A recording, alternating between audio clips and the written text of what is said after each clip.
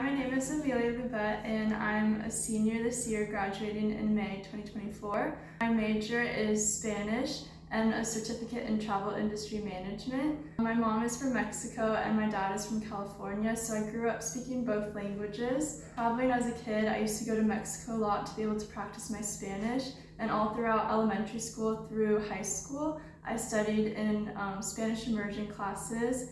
And then in college, I was able to study abroad last spring in Seville, Spain, which really progressed my Spanish. I started volunteering at the Refugee and Immigration Law Clinic at the university. And so this has been a great opportunity because they were looking for Spanish translators. So I was connected through my professor, Dr. Aranda, and I started volunteering easy stuff like translating documents that were in English, and then I would be able to translate them for the clinic in Spanish. But then aside from that, even though I'm not a law student, I'm still able to volunteer and help them with their normal clinical work. And then this inspired my research project, which has been really nice.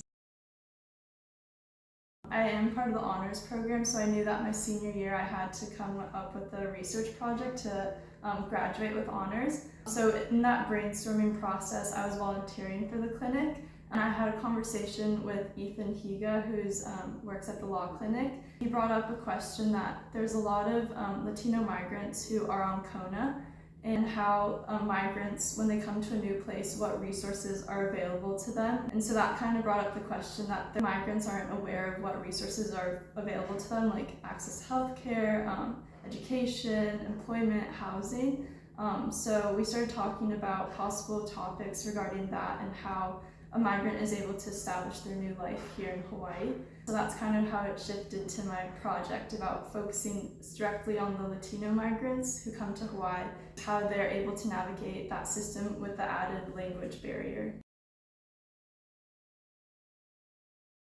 Designing the research as well in Spanish, I'm able to create the interview questions in Spanish and conduct the interviews as well in Spanish and build that sense of community with the participants of the study. The questions that I had were about access, like what access they have to affordable healthcare, employment, and food as well, or education. And I think the most shocking thing to hear was that a lot of them don't know these resources exist. So that's where I really want to focus my research, to interview the organizations that are on CONA and offer these services to Latino migrants and bridge that gap.